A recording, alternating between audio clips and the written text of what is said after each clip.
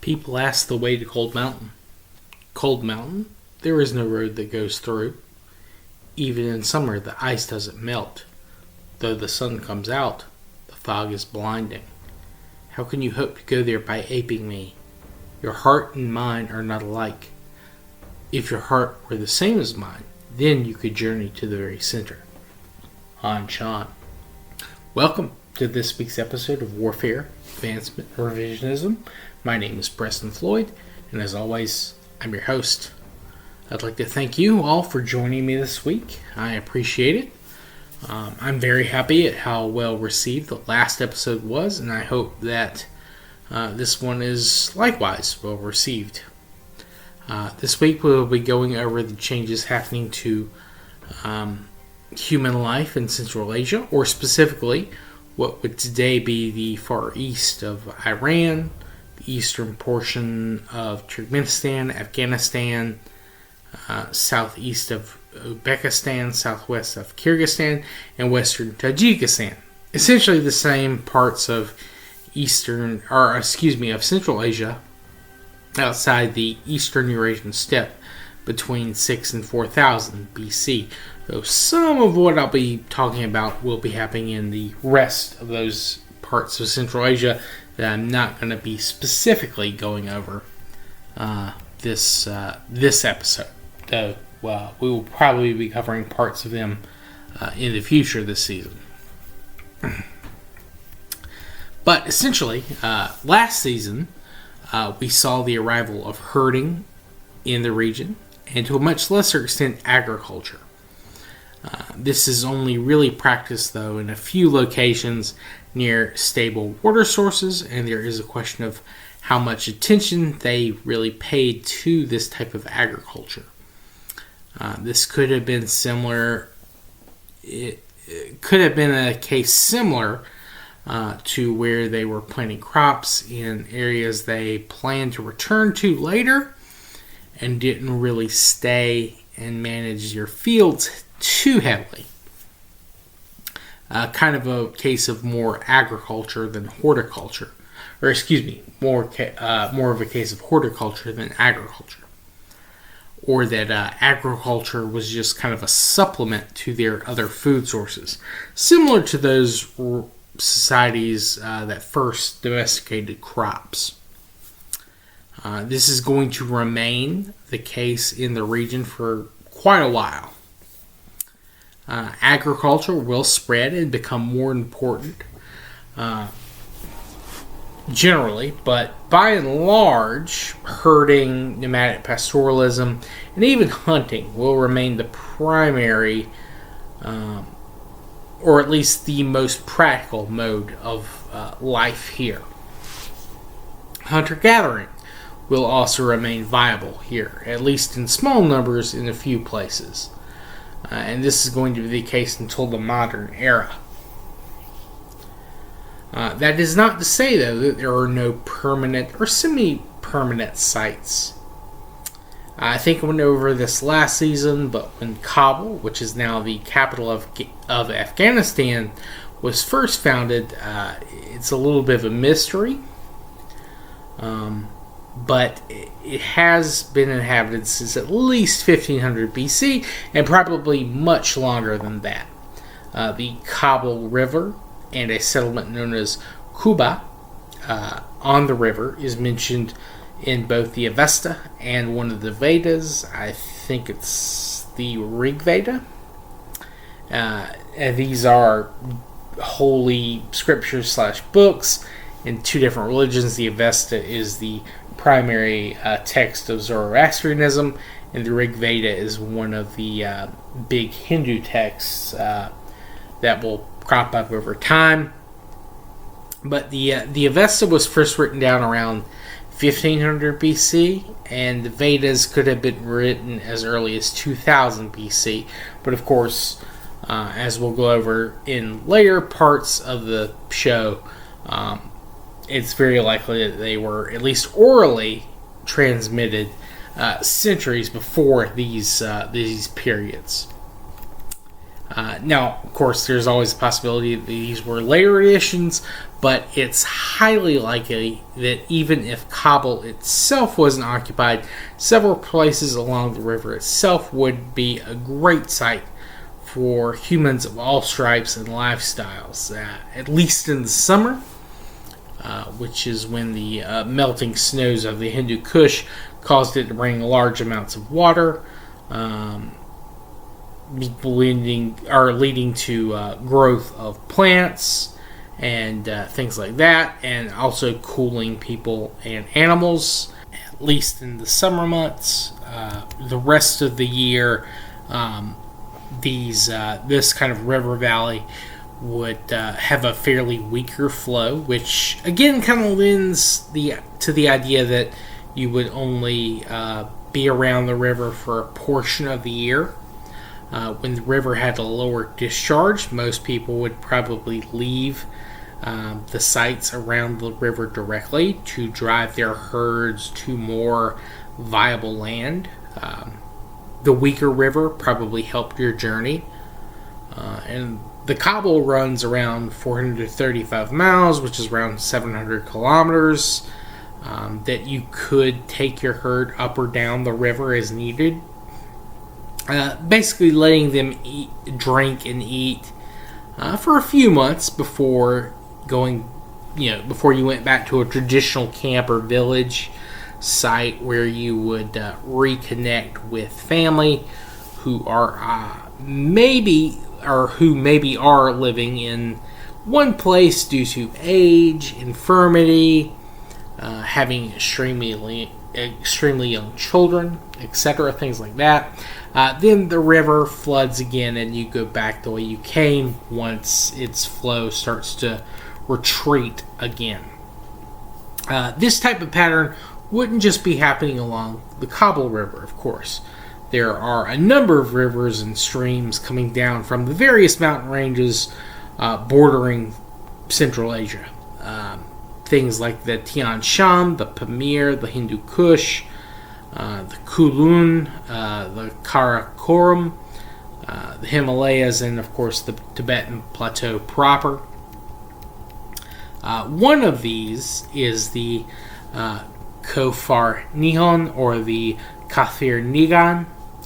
The name Kofar Nihon comes from, I think it's Middle Persian, the Kafir Nihan, which is literally means the hidden infidel, though it's usually translated as where the infidels hide. And the Kofar Nihan is a major tributary of the Amu Darya, or the Oxus River, which we'll discuss a little bit later. And it flows around 240 miles or 390 kilometers southwest down from the Hisar range of the Pamir Mountains. And that as it goes through that direction, it runs into other streams and rivers. Numerous sites kind of emerged in the passes and valleys that these rivers pass through. These sites would serve as semi-permanent, possibly permanent settlements. And of course, one of these is actually located around what is now the modern capital of Tajikistan, the city of Dushanbe. And this means Monday in the Tajik dialect of Persian. I think the modern primary dialect of Persian, it would be something like Doshanbe. And it was adopted by some of the neighboring Turkic languages like Uzbek. And the name comes from a bazaar that would assemble there on Mondays. And over time, the site sees more traffic, and the bazaar basically never closed. And it would eventually continue and become a town that grew from there. Though when this happened isn't known. The earliest a town is mentioned in written records is the 1600s AD, but we know the site was in use during parts of this season, and the whole valley will be occupied eventually towards the end of or the very start of what will become the next season by a number of material cultures. And these river valleys will be the centers of numerous material cultures and then later what we would consider civilizations. The most famous valley in the region is probably the Fergana Valley, and this is also occupied by a number of nomadic pastoralists and hunter-gatherers. And that is probably, well, it's definitely true of this time as well. In this valley will serve as a major route of migration and trade in the overall Central Asian region. Most of these valleys have sites around them, and most of these sites and ones like them are occupied by a wide mix of peoples, some of which are indigenous, some from neighboring places that we have talked about this season already, like the Zagros Mountains, the Jatun culture, and by peoples we will be discussing in future episodes this season, like peoples from the Tibetan Plateau and the Indian subcontinent, or mixes of these various groups. Now, they don't appear to have established distinct identities at this period. However, there are material cultures, there is one specific material culture spread over a portion of Central Asia this season that I should bring up and talk about. And unlike these smaller and wider spread sites and peoples, they did not practice agriculture, and they don't adopt herding until the very end of this season. And this is the Kelteminar culture. And this name comes from the initial type site, Kelteminar, which unfortunately I could find no etymological breakdown for. But essentially they lived between the western banks of the Caspian Sea and the southern portion of the Aral Sea and the kind of the arid desert region to the south of both of these bodies of water, and along the Amu Darya and other kind of rivers and deltas that are feeding into the Aral Sea directly. Now, these people, were primarily hunter-gatherer slash fishers. At the start of our season, so right around 6000 BC, they had probably been living along the Hisar Valley, where currently Dushanbe will exist. And the earliest version of their artifacts are found there. They're very rough, flint arrowheads, things like that, very rudimentary pottery. But over the next 500 years or so, they moved down the Sir Darya, following it northeast to what is now to what we now call the Aral Sea, where they moved eventually to the southern shore of that body and spread out from there. So by 5500 BC / BCE, depending on what calendar you'd like to use, they had set up a number of settlements in this general area. Now, why this migration happened, we're not very sure. It could have been a repeat of older migration patterns that we don't have records of. It could have been related to a climate shift, or they may have just been driven out by the arrival of pastoralists or agricultural groups, or a combination of any of these causes. Now, they fished extensively, and they ate shellfish like mussels, shrimp, of course, just standard fish as well.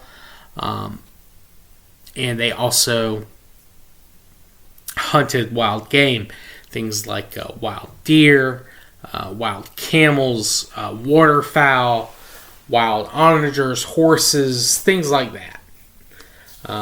We also know that they kept dogs, some of which appear to have been eaten at various times, if perhaps more wild food sources weren't available. We also know they had bows. Again, flint arrowheads are a big part of their kind of toolkit. We also know that they made their own pottery. They also lived in large, singular houses with extended family groups.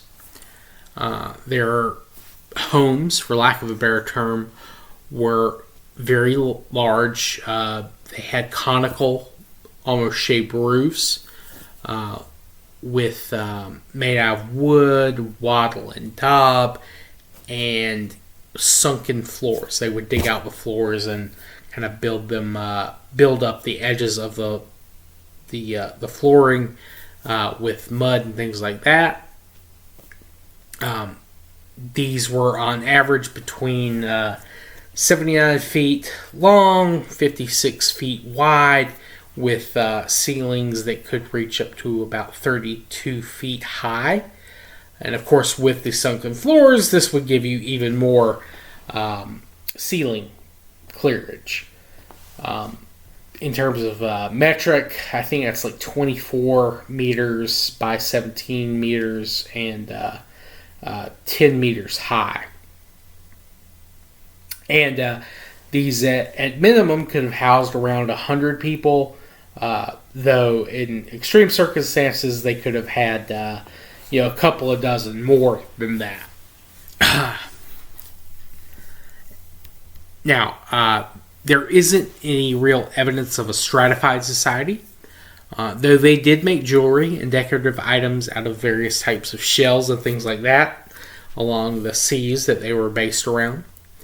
And these people were mostly sedentary, though probably portions of their populations were usually out on hunts or gathering parties for periods of the year when others, of course, were staying at the homesteads to maintain their various fishing projects. Now, this culture will maintain this lifestyle pretty much uninterrupted till around 4000 BCE, where they begin to adopt more and more animal herding practices. And this is probably due to them having more access to herds from their neighbors through either trade or raiding. However, that and other factors should hint that these people are getting closer to their heartland. And when we return to the region next season, we will see this material culture begin to decline and then ultimately disappear from the archaeological record. Though again, we're mostly going to focus on that when we get here again next season. Now, there are theories about the Kelteminar people's, their language and relatives. There are those that, due to the layout of their homes, pottery style,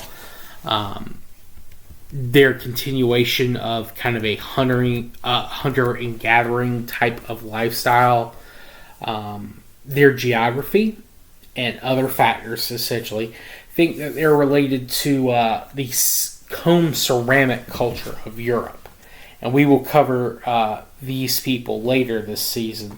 But this culture is believed by some to have spoken a Proto-Ugaric language, or Uralic language. That's the actual term, excuse me, not Ugaric, Uralic. These are separate things. Essentially, though, it's thought that these are peoples who the original Uralic speakers broke off from. Whereas these people maintain kind of a homeland around the Aral and Caspian seas, the their cousins, the Proto-Uralic speakers, kind of continue moving to the north west into closer to Europe, the southern Urals, that the people of the Kelteminar, they kind of stay around the Aral and Caspian seas. So this is possibly an early split of the Proto-Uralic speakers. Now, I should point out that this is just a theory. It's not accepted by most people, mainly because linguistics are very hard to pin down, and the Uralic languages are something of a controversy. Not necessarily, controversy might be too strong of a word. Essentially, there's a little bit of a debate about when this language family emerged. You also have a tendency to misidentify Uralic along with Finno-Uralic, which is a branch of Uralic, which is a whole other thing. And we'll deal with that more when we talk about other parts of the northern Eurasian steppe and things like that, and of course the comb culture of Europe. But this culture, it's possible they spoke a protoform of Uralic, essentially before the Uralic peoples moved into the Ural mountain ranges, which is one of the more popular theories of the Uralic homeland. It's a very complicated thing. It's kind of tough to touch on at this stage, but we'll talk about that more later.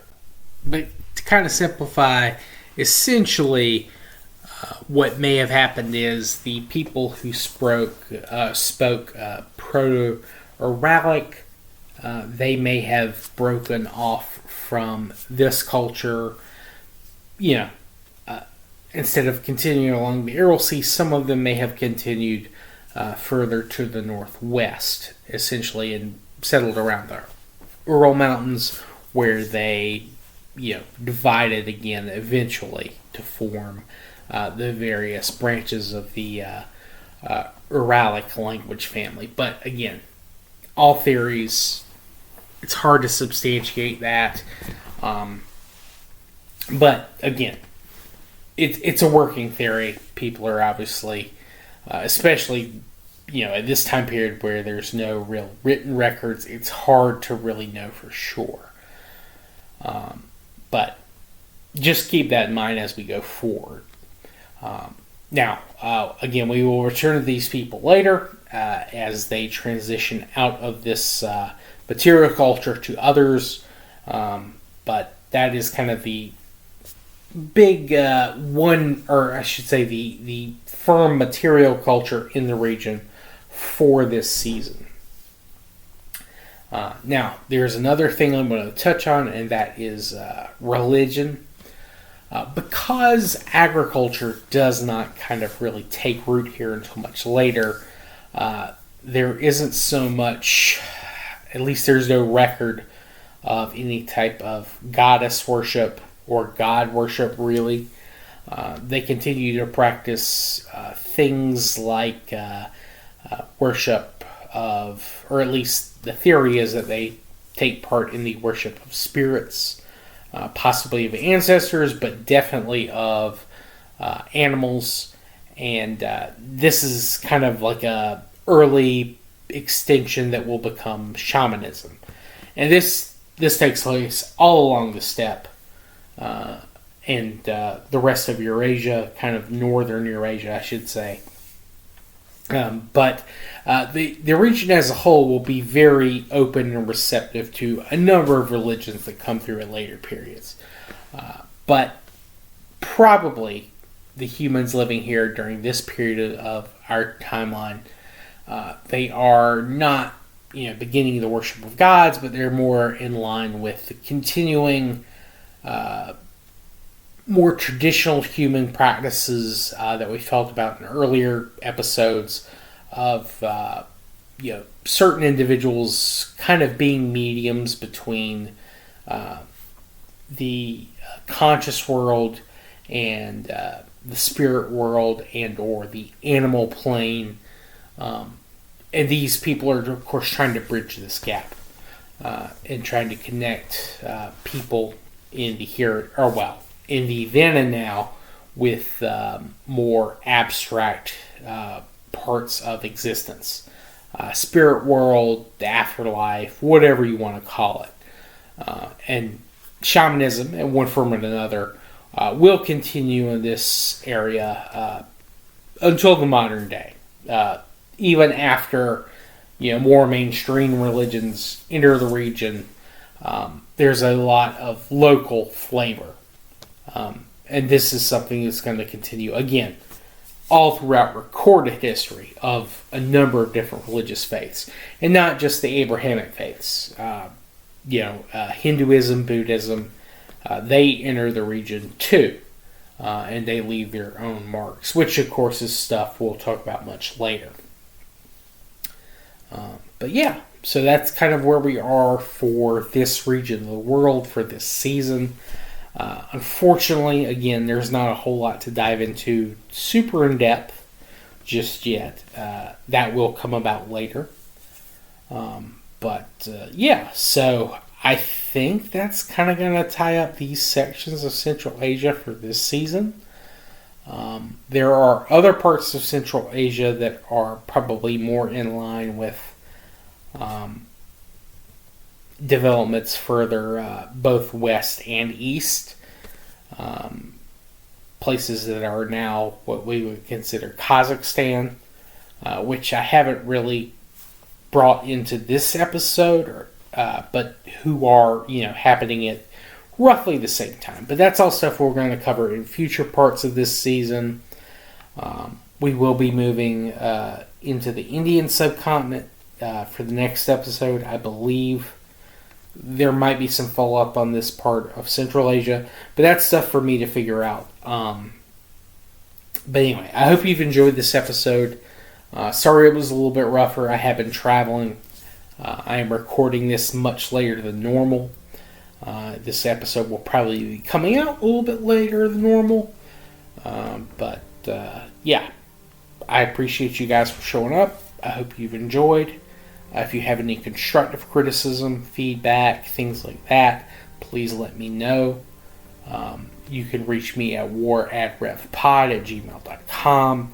You can comment on the YouTube video itself. You can send me a direct message on X/Twitter. A little bit longer episode from last week, but generally shorter than what I like. But you guys seem to enjoy the shorter episode for last week, so I hope that this kind of continues that trend. But if shorter or longer, just let me know what you think. And yeah, I look forward to returning regularly, our regular time, I should say. But yeah, please let me know. And if you have any questions, again, please reach out on any of those feeds. Spotify, you can comment there. It may take me a little while to actually respond to those comments there, but I will do so.